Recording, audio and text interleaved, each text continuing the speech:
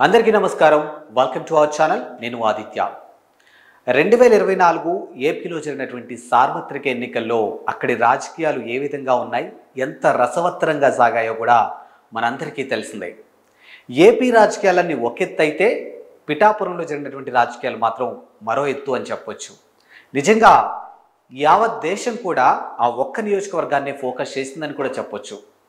ఇక ఏపీలో వైఎస్ఆర్సీపీని అధికారం దించడం కోసం బీజేపీ, జనసేన, టీడీపీ కూటమిగా ఏర్పడి మొత్తానికైతే అక్కడ అధికారాన్ని అయితే చేజిక్కించుకున్నారు.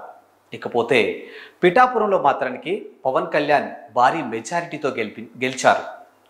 గతంలో చూసుకుంటే 2019లో పవన్ కళ్యాణ్ భీమవరం నుంచి పోటీ చేయడం జరిగింది.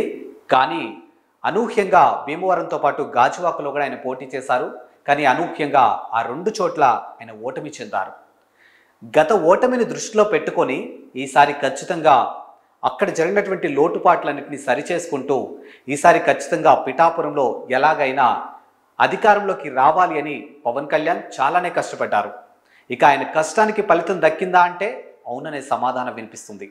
ప్రస్తుతానికి ఆయన ఏపీ డిప్యూటీ సీఎంగా కూడా వర్క్ చేస్తూ ఉన్నారు. పిఠాపురం ఎమ్మెల్యేతో పాటు ఆంధ్రప్రదేశ్ డిప్యూటీ సీఎం ఎవరు అంటే పవన్ కళ్యాణ్. సో మరి పవన్ కళ్యాణ్ పెట్టుకున్నటువంటి అజెండా కానీ పవన్ కళ్యాణ్ ఫోకస్ చేస్తున్నటువంటి అంశాలు చూసుకున్నట్టయితే ముఖ్యంగా పిఠాపురాన్ని దేశంలోనే బెస్ట్ నియోజకవర్గంగా తీర్చిదిద్దాలని పెట్టుకున్నట్టు తెలుస్తుంది. ఇప్పటికే అక్కడ రియల్ ఎస్టేట్ ఏ విధంగా పెరిగింది, రియల్ ఎస్టేట్కి ఎంత భూమి వచ్చింది అనేది మనందరికీ తెలుసు. ఇకపోతే ప్రస్తుతానికి ఒక అంశం అయితే చాలా చక్కర్లు కొడుతుంది పిఠాపురానికి సంబంధించి, అదే వైద్యానికి సంబంధించి. సో పిఠాపురంలో 10 ఎకరాల స్థలంలో అపోలో మల్టీ స్పెషాలిటీ హాస్పిటల్ కట్టబోతున్నట్టు ఒక వార్త అయితే వినిపిస్తోంది. ఒకవేళ ఇదే నిజమైతే మాత్రానికి చాలామందికి ఉపాధి కూడా దొరుకుతుంది. కొన్ని వందల మందికి అపోలో హాస్పిటల్లో ఉపాధి దొరుకుతుందని చాలా స్పష్టంగా అర్థమవుతుంది. అండ్ ఎలాంటి హెల్త్ ఇష్యూస్ వచ్చినా కానీ ప్రజలకి నిత్యం అందుబాటులో ఉంటుంది అపోలో హాస్పిటల్.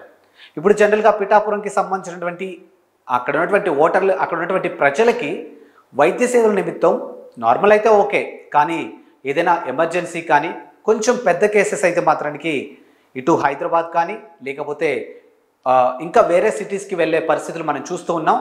కానీ నిజంగా పిఠాపురంలో అపోలో హాస్పిటల్ కనుక వస్తే, మల్టీ స్పెషాలిటీ హాస్పిటల్ కనుక అక్కడ వస్తే, ఎమర్జెన్సీ హాస్పిటల్ కనుక అక్కడ వస్తే మాత్రం ఎలాంటి వైద్య సదుపాయాల కోసమైనా అక్కడి ప్రజలు వేరే ఎక్కడికి వెళ్ళాల్సిన పని లేదు.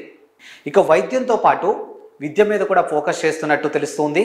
సో అక్కడ విద్యను కూడా, అంటే ఏదైతే ఆ విద్యకి సంబంధించినటువంటి లోటుపాట్లు ప్రస్తుతానికి అక్కడ ఏవైతే కొన్ని లోపాలు ఉన్నాయో వాటిని అన్నింటినీ సరిచేసుకుంటూ బెస్ట్ ఎడ్యుకేషన్ ఇవ్వాలి, బెస్ట్ మెడికల్కి సంబంధించినటువంటి అందుబాటులో ఉండాలి అని చెప్పేసి పవన్ కళ్యాణ్ గారు చాలా గట్టిగానే ప్లాన్ చేస్తున్నట్టు తెలుస్తుంది.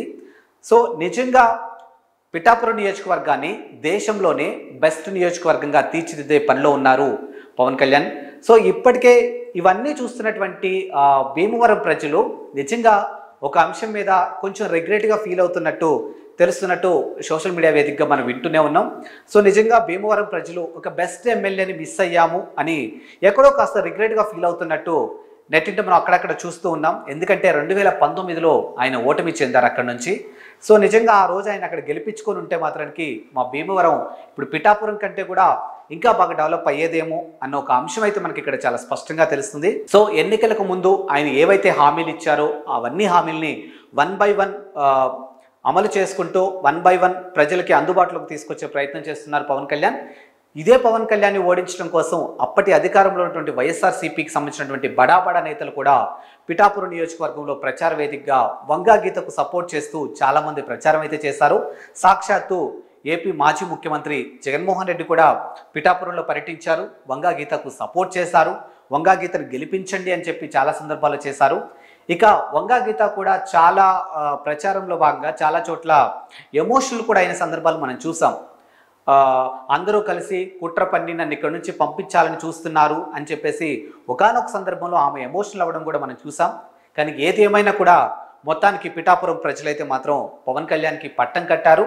సో పిఠాపురాన్ని డెవలప్ చేసుకునే దిశగా ఆ ప్రజలు భవిష్యత్తు గురించి ఆలోచించి పవన్ కళ్యాణ్ గెలిపించుకున్నాము అని చెప్పేసి ఆఫ్టర్ రిజల్ట్ వాళ్ళు వెల్లడించడం జరిగింది. మరి వాళ్ళు అనుకున్నట్టుగానే ఇప్పుడు పవన్ కళ్యాణ్ రియల్ ఎస్టేట్ కానీ, విద్య కానీ, వైద్యం కానీ, రోడ్లు కానీ, నీటి కానీ, నీరు కానీ, ఇలా ప్రతి సమస్య మీద కూడా ఆయన ఫోకస్ చేస్తూ 1 by 1 సార్ట్అవుట్ చేసుకుంటూ ప్రజలకి అందుబాటులో ఉంచుకుంటూ పిఠాపురాన్ని బెస్ట్ నియోజకవర్గంగా తీర్చిదిద్దే పనిలో ఉన్నారు. ఇక ఆయన నాట్ ఓన్లీ పిఠాపురం ఎమ్మెల్యే, ప్రస్తుతం ఏపీ డిప్యూటీ సీఎం కూడా. కాబట్టి నిజంగా ఆ నియోజకవర్గం ఒక విధంగా చెప్పాలంటే ఏపీలో సెంట్రల్ ఆఫ్ అట్రాక్షన్ అనే చెప్పాలి. సో పవన్ కళ్యాణ్ గారికి సినిమా పరంగా చూసుకుంటే ఎంత మంచి క్రేజ్ ఉందో కూడా మనందరికీ తెలుసు. ఇప్పుడు ఆయన రియల్ హీరో కాస్త రియల్ హీరో అయ్యారు అని చెప్పేసి చాలా సందర్భాల్లో తెలియజేస్తున్నారు. ముఖ్యంగా చూసుకున్నట్టయితే ఇప్పుడు ఏదైతే అపోలో హాస్పిటల్ని దాదాపుగా అపోలో మల్టీ స్పెషాలిటీ ఎమర్జెన్సీ హాస్పిటల్ని దాదాపుగా 10 ఎకరాల స్థలంలో నిర్మించేందుకు ఆయన ప్లాన్స్ అయితే ఏదైతే ఉన్నాయో వాటన్నిటిని చూసుకొని ఇప్పుడు సోషల్ మీడియా వేదికగా real hero our Pawan Kalyan, మా ఎమ్మెల్యే, పిఠాపురం తాలూకా, ఇలాంటి ఒక హ్యాష్ ట్యాగ్స్తో ఇప్పుడు ఆయన నెట్టింట చాలా మంచి పేరైతే వస్తూ ఉందన్నమాట. సో మరి భవిష్యత్తులో పిఠాపురం ఇంకా మరింత డెవలప్ చేసే దిశగా ఆయన పనులైతే చేయబోతున్నారు. సో మరి మరో టాపిక్తో మళ్ళీ కలుద్దాం. అంతవరకు సెలవు, నమస్కారం.